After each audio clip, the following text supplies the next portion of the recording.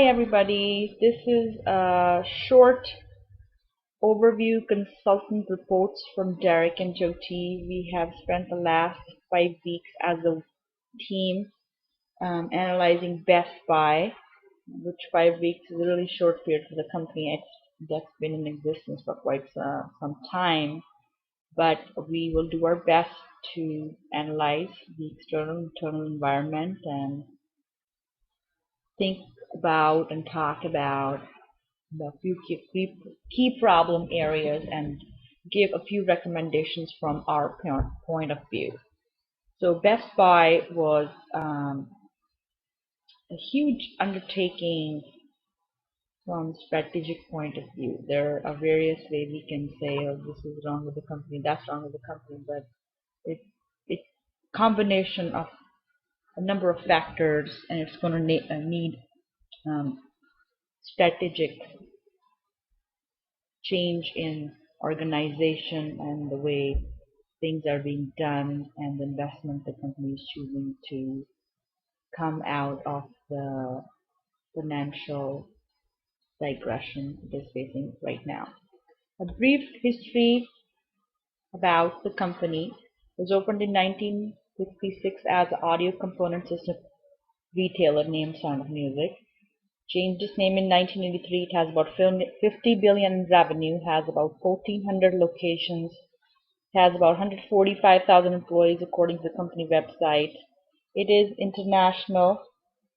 It is pulling out of Europe, but it is located, of course, in Minneapolis, US, and has locations in Canada, China, and Mexico. Best Buy is a public limited company whose stocks are listed in New York Stock Exchange. It is a specialty retailer of consumer electronics in the US and accounts for about 20% of domestic market retail business and technology-based items. Got about 24 different locations in US and along with various subsidiaries operates in more than 1,050 stores in domestic market. It's a private limited company with the symbol of BBY, and it's been ranked as a company of the year by Forbes. It was also ranked specialty retailer of the decade in 2001. It is currently ranked number 45 in Fortune 100 companies and is among the primary retailers of electronic goods in the US. So just a little bit, just a short report which segregates two main components, the domestic segment and the international segment. The domestic segment has picked up according to this analysis, and so has the international segment. It was down 5.2, which ends this year it's like currently it's 1.3. Last year it was like 13.4, and they're expecting it to go down. To go up in revenue in the international segment. In the external analysis, we tried to do SWOT analysis before getting into the economic and social. With Bastille, we did a little bit of SWOT analysis, which talks about the company's strengths, weaknesses, opportunities, and threats. Its strengths are its market position, networking, growth in stores and alliances. Opportunities, there are various acquisitions and expansions they can do. Weaknesses, of course, is a limited amount of suppliers, couple lawsuits. I don't know if they're a couple, but the major one was in 2005, and its limited geographical concentration is considered a weakness from our perspective. And main threat, of course, are its competitors, the slow sales curve, and the increased big box prices that it pays for its resale spaces. So in the economic analysis, of course, the economic slowdown has affected and posed different challenges for the organization and its infrastructure. The company is engaged in social and effective community-related services. It's developed Children Foundation that aims to support the local communities there. It's grant making, It takes initiative and encourages teens to speak themselves. Programs called at 15 has a goal to give power to teens to improve their relationship and education status at schools, engage in communities, and skills that can be helpful for them. In order to carry out the community-related programs, it has partnered with other foundations too, including Mission Possible, AFI Screen, America Stores, Girls Club of America, Boys and Girls Communities in Schools, Dollars and Donors, and a few more. In its technological uh, aspect, the company is highly equipped and has the latest gadgets and technology at its fingertips if it wants to facilitate its customers' base. The Future Proofs program initiated by the company allows the customers to select the technology as per their requirement, keeps them updated with the latest updates on technology. Best Buy was trying to lay off people in technology a few years ago, which was not a really great step in competition and technology wise, but it's kind of reframed its position on that, and it was hiring and was developing its technological area. Legal, like I mentioned, they had a loss in 2000 which prompted change in the employee relations. It was filed against in the U.S. District Court in California. The company was alleged for discriminating against women employees, especially African American and Latino employees. It was charged to deny good sales position, and the company changed the policy and procedure and has tried to improve its employee relationships. So this is a little bit overview again of the pastel analysis. Revenue, and as I mentioned in the first slide, as of 2013, the company has entered into a definitive agreement for the sale of its 50% interest in Best Buy Europe.